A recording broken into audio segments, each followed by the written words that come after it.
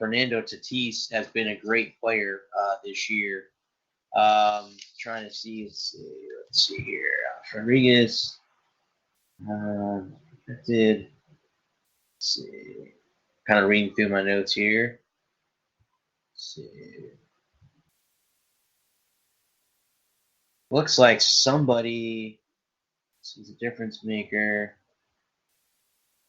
Schumacher. Okay, so Tatis is on pace to finish the season with a .320 batting average, a .383 on-base percentage, and a .600 slugging percentage, 34 homers, and 64 extra bases. Oh, wow, I guess he's at that right now. That's pretty good for a young player. And Vlad Guerrero Jr. has been knocking the cover off the ball, guys. I mean, that's just that. This is an article, guys, I picked up on Bleacher Report by Scott Miller. Anything that I read, guys, I'm going to give the author he or she their due. I'm not stealing anybody's work. I'm going to come on here and tell you that this is not my article. This is not my writing. I do write. If you guys want to read it, I do produce articles, every week. But this is not my stuff. This is by Scott Miller, who was talking earlier about Fernando Tatis and Vlad Guerrero Jr. They're the up-and-coming stars, guys, in Major League Baseball. So, after a while, every sport's got to go through. You got to rise up. And now it's the time for these young stars in the MLB to rise up. Speaking of the MLB, I have printed out as the schedule came out the other day, the new season. And it's kind of weird to me, guys. Let me know what you guys think about this. The season in baseball isn't even over. We got, as Lewis just said, this Sunday we'll have 6 weeks left. The new schedule already came out, and the season's still going on. That's kind of weird, isn't it? And chime in and tell me if you agree with having to shorten the season to 120 games. Because, I would love to have it shortened to 120 games. It just makes more sense to me to keep your players more healthy. I'm going to go through, guys, like all of the teams here and go through their opening day and when they start their opening day. The Blue Jays open up against the Boston Red Sox on March 26th next year. Notable early series, Toronto native Joey Votto and the Reds visit the Rogers Center. The second home series from March 30th to April 1st. The Blue Jays will welcome the Cubs and Cardinals to town, back-to-back series in August. It's not bad. The lonely Baltimore Orioles will open against their arch rivals, the New York Yankees, on Thursday, March 26th. The Orioles better get a lot better next season because the Yankees took them to the whooping shed this year. The Cubs make their third trip to Camden Yards for a 2-game series in April. The Orioles will host for the 4th Little League Classic on Sunday, August 23rd against the Boston Red Sox at historic Bowman Field in Williamsport, where the Little League World Series is going on as we speak. The notable Tampa Bay Rays, that's my home area. They will open on Thursday, March 26th against the Pittsburgh Pirates. The Pirates will make their first trip to Tropicana Field since 2014. And they begin the season against the Rays in St. Pete with a 3-game from the 26th to the 29th. Notables there, the Rays get 7 home games against division rival Yankees within the first 2 months. That's pretty good. The first series will be the second of the season for the Rays from March 30th to April 1st, and the second in New York from May 11th through the 14th. My Boston Red Sox, again, they will be on the road against the Toronto Blue Jays, but their home openers against the Chicago White Sox on Thursday, April 2nd. The Red Sox get their chance to see rookie phenom Bo Bichette, big player, good player, local boy from the Tampa Bay area, with the Blue Jays as they come to Fenway between the 21st and 23rd.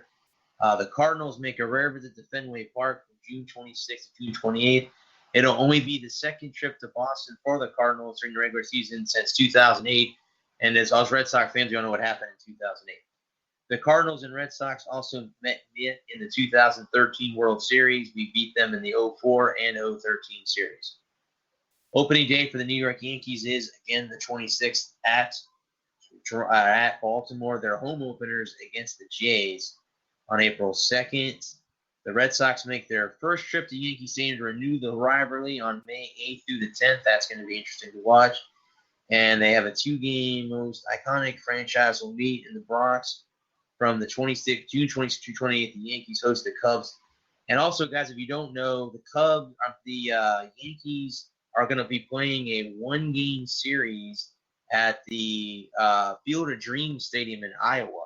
So just note that down. I don't really, guys, I'm going to go through all of these. There's a lot more to go through here. I kind of go through the AL East because that's the ones that are closest to me. But the schedule, guys, is on MLB.com. If you want to roll over there, you can see, how the schedule is lined up and stuff like that. The next topic that I have, guys, I have a lot to cover with my football. I wanted to kind of wait to the end of the show to do that. Is as Lewis was talking earlier about the NBA schedule. Some notable games. The Christmas schedule, guys, is the Boston Celtics at the Raptors at 12 p.m. 2:30 in the afternoon, you'll have the Bucs and the 76ers. 5 o'clock, you have Houston Rockets at the Golden State Warriors. The 8 o'clock game is the Battle of Los Angeles as the Clippers are at the Lakers. And then the night game is the New Orleans Pelicans and the Denver Nuggets as well. And then again, you go through some of these matchups. They went through all of the major games leading up. I mean, it's going to come down, guys, again, to we're going to have to wait and see which teams kind of come in and stand out. Because Golden State's going to be down this year. Houston might be the team to beat in the West. LA, the Lakers, the Clippers got better. The Boston Celtics in the East. Milwaukee's still there. Toronto will probably not be as strong as they were, but they're probably still going to be a contender. Indiana will be a contender this year. So, we'll have to wait and see what happens. And let me give you guys a quick NFL scoreboard. I'm currently watching the NFL Network. Guys, if you see me turn, that's what I'm doing. The Eagles are up 7-3 in the third quarter. The Jets and Falcons are at half, 10-6. The Ravens are beating the Packers 13-6 at the half.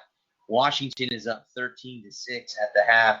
In the second quarter, the Raiders lead the Arizona Cardinals 24-0 in that game. That's a interesting kind of ways to think about.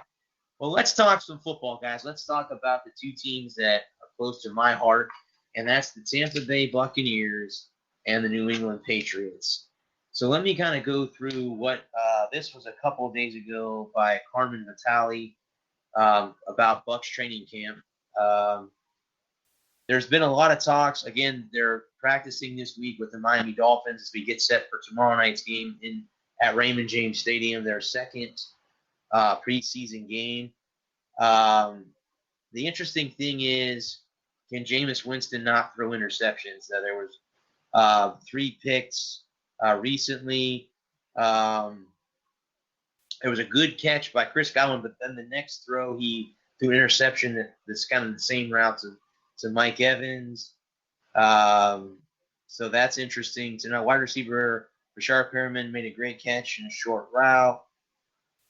Tight end Tanner Hudson. Let's see here. Anything? Let's see. Kicker Matt Gay, after trying recorded a 55-yard field goal. He kicked a 61-yarder in practice easily.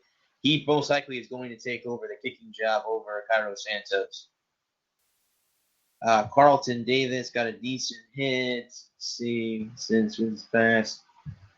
Running back Ronald Jones.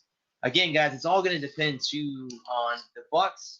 And I wrote an article about this right now earlier this week. The Bucs need a running game. Okay, you cannot have all the pressure on Jameis to throw the ball 50 times. That's not going to work this year, guys. They're not going to win football games if they're not. You can't. You're not going to do that. It's not going to happen.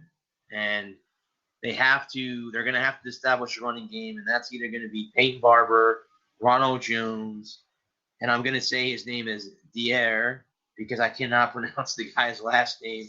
but it's going to have to be one of the three. There was a good article written by John Romano just 4 short days ago. Go 49ers. That's who the Bucs play in there in Week 1. But they're going to have to establish a running game, because if they don't, they're going to have issues, guys. And you can't depend on the run, or you can't depend on the pass all the time. And again, Bruce Arians is the quarterback whisperer, as he's called, and it's great, but you have to have a running game to help your quarterback. You can't just depend on the run to do that. You have to basically have a running game, and you can check out my article on Bucs Life News about this. I just wrote an article the other day about this. In fact, it got published this morning. So head on over there, guys. Do me a favor. Go to Bucs Life News, and it's me talking about the running game based off of John Romano's article that I read the other day, and kind of put in what I thought the Bucs should needed to do moving forward. Again, guys, if you do not know, last week the Bucs played against the Pittsburgh Steelers in Pittsburgh, and they lost the game by 2 points, 30-28. Let's go over some of the stats here. Jameis Winston was 5 for 6 for 40 yards for 1 touchdown. Wayne Gabbert was 6 for 8. Most likely will probably be his backup. He was 6 for 8 for 50 yards, and then Ryan Griffin had most of the snaps. He went 26 of 43 for 330 yards and 1 touchdown. None of them threw an interception. That's pretty good. No one threw a pick. Now, the standout running back, again, is Dier Obabaway. Bear with me, guys, if I'm mispronouncing that. He had 10 attempts, 34 yards, 2 touchdowns. Peyton Barber had 3 attempts, 18 yards, averaging 6 yards a carry. Ronald Jones, 4 attempts for 18 yards, averaging 4.5 a carry. Jameis Winston ran once for 10 yards. And Andre Ellington, 4 attempts, 9 yards, averaging 2.3. None of the big receiving. You're not going to see the big guys on this list yet. You're not going to see Mike Evans. Godwin caught 2 passes for 20 yards with 1 touchdown. The other touchdown came from Tanner Hudson, who caught 7 balls, 84 yards and a touchdown. Those were the 2 touchdowns that the Bucs had through the air. Yes, Cecilia, I agree with you. The quarterback cannot do it alone. And I don't care if you have Tom Brady or Joe Montana back there. You can't do it. And the offensive line is another important piece to it as well. Let's see here. Kicking, Matt Gay had 1 field goal for 55 yards. Again, I think. Hi, Kelly. How are you? I think they are basically he's going to end up taking Santos' job. I printed up. This is the play-by-play from, let me try to get this right. Play-by-play from the game last week. I will be watching the game tomorrow night, guys, as they play the Miami Dolphins. I definitely will be watching that game as well. And the funny thing, interesting about the Miami Dolphins, they bring back Ryan Fitzpatrick, who was the quarterback here for the past couple years, and now he's back with the Miami Dolphins. So he has come back. Again, they're doing a joint practice this week until tomorrow night's game. Let's see here if there's any interesting news about it. So, opening the Eagles. Let's see. Bucs and Dolphins. Well, it's going to come down to, again, with him, is can he beat out Josh Rosen? I believe that Fitzpatrick will be the starter in Miami, but they're going to get Rosen in there sooner or later. That's just, that's how it's going to come down. Unfortunately, what's up, Aaron? Unfortunately, the Dolphins could have. I'm talking about the Bucs and the Dolphins game this week coming up tomorrow. I think the Dolphins. No, not golf. No, I talked golf earlier. The Dolphins are going to have a rough season, guys. And as a Patriot fan, we're happy when the Fins have a bad season. But they're probably going to have. I'm going to do predictions for them. I'm going to come out with the predictions as the season gets a little bit closer. I'm going to have Mr. Von Allen on when for the Patriots later on to talk about after the preseason before week 1. Before we play the